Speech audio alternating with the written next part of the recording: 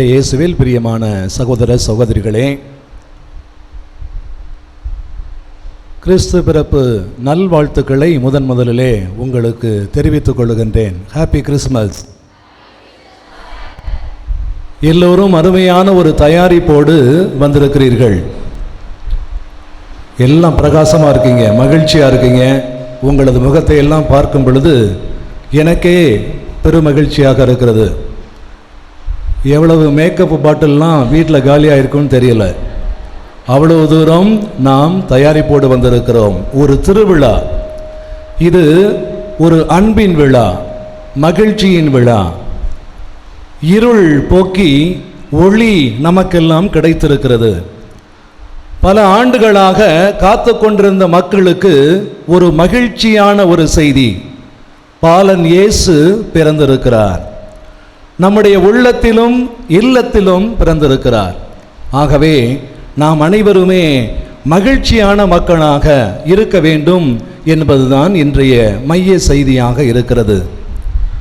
ஆனால் இந்த மகிழ்ச்சிக்கும் இந்த ஒளிக்கும் அடித்தளமாக இருப்பது அன்புதான் என்று நான் நினைக்கிறேன். எங்கே அன்பு இருக்கிறதோ அங்கே மகிழ்ச்சி இருக்கும். எங்கே அன்பு இருக்கிறதோ அங்கே ஒளி இருக்கும், பிரகாசம் இருக்கும். எங்கே அன்பு இல்லையோ அங்கேதான் இருள் இருக்கும். ஆனால் இந்த அன்பு பலதரப்பட்ட அன்பாக இருக்கிறது. ஆகவே இந்த அன்பினுடைய 2 வெளிப்பாடுகளை மட்டும் உங்களோடு இன்று நான் பகிர்ந்து கொள்ள விளைகிறேன்.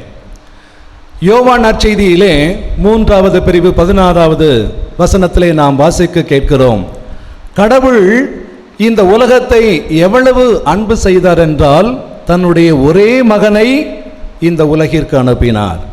ஆகவே அவரில் நம்பிக்கை கொள்பவர்கள் நிலை வாழ்வு பெறுகிறார்கள் என்று. அன்பார்ந்தவர்களே, கடவுளின் அன்புதான் மிகப்பெரிய அன்பாக கருதப்படுகிறது. அது எல்லை இல்லாதது என்று நாம் பார்க்கிறோம். எந்த கணக்கு வைத்தும் நாம் அதை எடை போட்டு விட முடியாது. அதுதான் அளவிட முடியாதது. ஆழம், அகலம், நீளம், எந்த எல்லைக்கும் இல்லாத அன்பு இயேசுவினுடைய அன்பு என்று நாம் பார்க்கிறோம். சில ஆண்டுகளுக்கு முன்பாக ஒரு புத்தகம் நான் படித்தேன். பல ஆண்டுகளுக்கு முன்பாக வெளிவந்த ஒரு புத்தகம். ஆங்கிலத்திலே அது தி ஆர்ட் ஆஃப் லவ்விங் என்று சொல்லப்பட்டது. எரிக் ஃப்ராம் என்கிற ஒரு ஆசிரியர் அந்த புத்தகத்தை எழுதினார். முதல் 2ஆம் உலக போர்க்கட்டத்திலே வாழ்ந்து கொண்டிருந்த அந்த எரிக் ஃப்ராம், அவர் அந்த உலகத்தை பார்க்கிறார். குறிப்பாக போர்களிலே, அந்த போரின் கலவரத்திலே எத்தனையோ மக்கள் மடிந்து போய்விடுகிறார்கள், இறந்து போய்விடுகிறார்கள். அந்த நிலையை பார்த்து, ஒருவேளை இந்த உலகத்திலே இருக்கிற மக்கள் இன்னும் கொஞ்சம் அதிகமாக உயிரை நேசித்தார்கள் என்றால் இந்த போர்கள் இருக்க வாய்ப்பில்லை.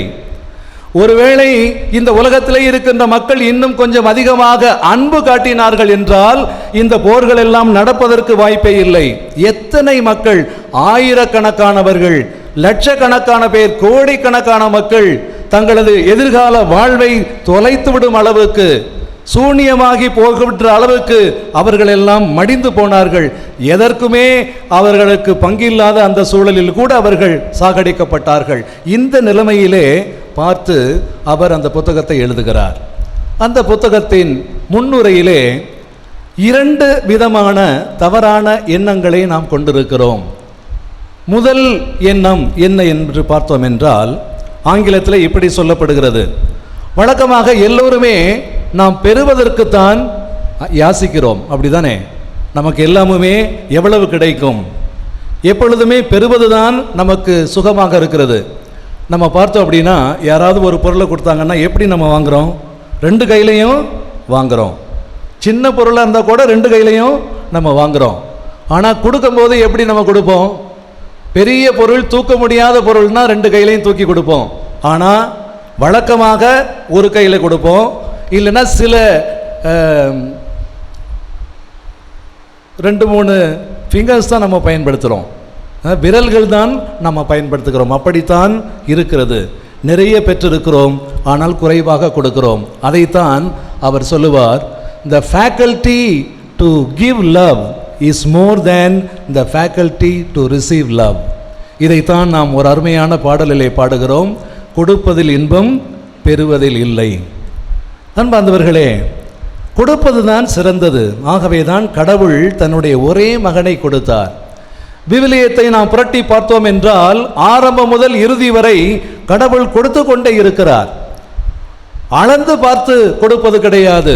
விவிலியத்தில் சொல்லப்படுகிறது எப்படி நாம் கொடுக்க வேண்டுமாம், மரக்காலிலே நாம் சரிந்து விழும் அளவுக்கு கொடுக்க வேண்டுமாம். கொடுக்கின்ற தெய்வம் கூரையை பீத்து கொண்டு கொடுக்கும் என்று சொல்லுவார்கள். கடவுள் நல்லோர் தீயோர் என்று பார்ப்பது கிடையாது. எல்லா மக்களுக்கும் அருமையான விதத்தில் கொடுத்து கொண்டிருக்கிறார்.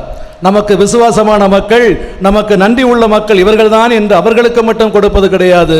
ஒரு சில பேர் நல்லவர்கள் இந்த உலகத்திலே வாழ்ந்து கொண்டிருப்பதால் என்னவோ தெரியவில்லை, கடவுள் அளவுக்கு அதிகமாகவே கொடுத்து கொண்டிருக்கிறார். நம்முடைய வாழ்க்கையிலே எப்படிப்பட்ட மக்களாக நாம் வாழ்கிறோம்? நாம் கொடுப்பவர்களாக இருக்கிறோமா? அன்பார்ந்தவர்களே, என்னுடைய வாழ்க்கையிலே பல்வேறு நபர்களை நான் பார்த்திருக்கிறேன். குருவான முதல் வருடத்திலிருந்து இன்று வரை பல பேர் நிறைய தாராள உள்ளம் படைத்தவர்களை பார்த்து கொண்டிருக்கிறேன் இன்று வரை. ஆகவேதான் பல நேரங்களிலே நான் யோசிப்பதே கிடையாது, கொடுப்பதற்கு கணக்கு பார்ப்பதே கிடையாது. இந்த கையிலே வருகிறது, இந்த கையிலே போகிறது என்ற அளவுக்கு. சில நிகழ்வுகளை மட்டும் குறிப்பிட்டு நான் சொல்ல விரும்புகிறேன். திண்டுக்கல் பகுதியிலே ஒரு ஆலயத்தை எழுப்புவதற்காக நாங்கள் முயற்சி எடுத்து கொண்டிருந்த பொழுது, அந்த முதல் நாள் அறிவிப்பு அதை முடிஞ்ச உடனே ஒரு வயதான பாட்டி ஒரு பள்ளிக்கூடத்துக்கு முன்பு உட்காந்து மிட்டாய் விற்றுக்கிட்டு இருப்பாங்க. அவங்க வந்து, நான் சொல்கிறது 2000 ஆண்டு நடந்த நிகழ்வு. தன்னுடைய ஒரு வாரம் அல்லது 2 வாரம் அவங்க சேமித்து வைப்பது ஒரு 100 ரூபாய் இருந்திருக்கும்.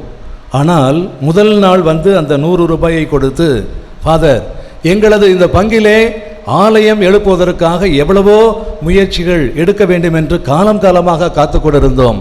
ஆனால் இப்பொழுது நீங்கள் இந்த அறிவிப்பை செய்த உடனே எனக்கு கொடுக்கணும் என்று தோன்றியது. இந்தாங்க ஃபாதர், என்னுடைய பணத்தை வைத்துக் கொள்ளுங்கள். எனக்கு யோசனையாக இருந்தது. ஏனென்றால் அந்த பாட்டியை பற்றி எனக்கு தெரியும். அவருக்கு 1 வாரமோ 2 வாரமோ அந்த உணவு கிடைக்கின்ற அளவுக்குத்தான் அந்த பணம் இருக்கும். ஆனாலும் அவர் விடவில்லை, அவர் என்னிடம் கொடுத்தார். இன்னொரு கடிதம் ஒன்று எனக்கு கிடைத்தது. இது பல நிகழ்வுகளிலே நான் சொல்லியிருக்கிறேன்.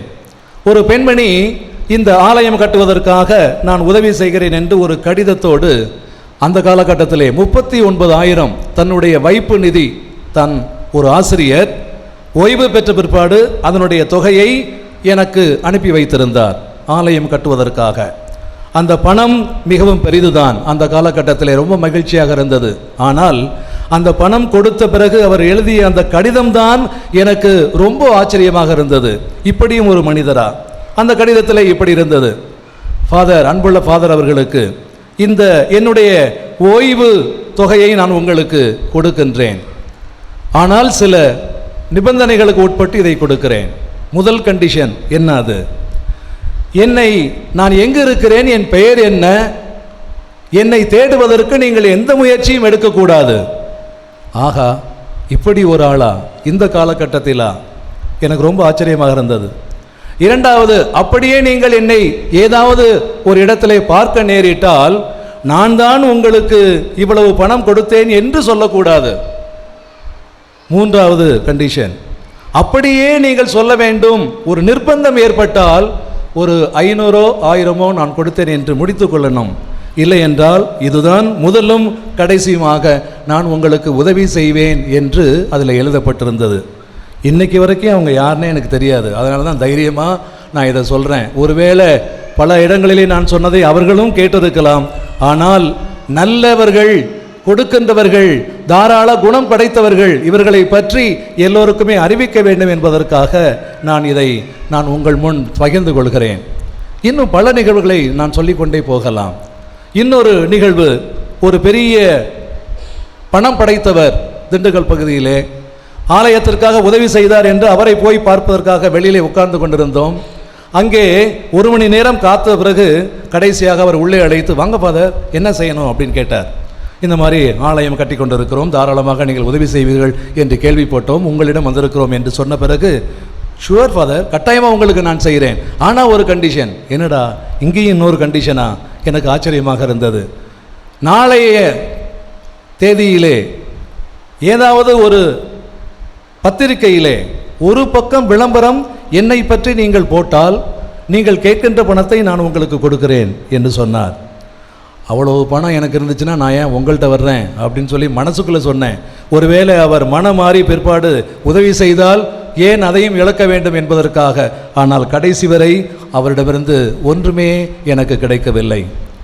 அன்பார்ந்தவர்களே, பல நேரங்களிலே நாம் பட்டியல் போட்டு பார்த்தோம் என்றால் நம்முடைய வாழ்க்கையின் தொடக்கம் முதல் இன்று வரை எவ்வளவு பெற்றிருக்கிறோம் என்றால் பட்டியல் நீண்டு கொண்டே போகும், அது முடியவே முடியாது. அவ்வளவு தூரம் கடவுள் நமக்கு கொடுத்திருக்கிறார். இந்த உலகம் நமக்கு கொடுத்திருக்கிறது. நம்முடைய குடும்பங்களில் இருந்து பல பேர் நமக்கு உதவி செய்திருக்கிறார்கள். நம்முடைய பள்ளி ஆசிரியர்களாக இருக்கலாம், நாம் பணி செய்கின்ற இடமாக இருக்கலாம், எத்தனையோ பேர் நமக்கு உதவி செய்து கொண்டிருக்கிறார்கள்.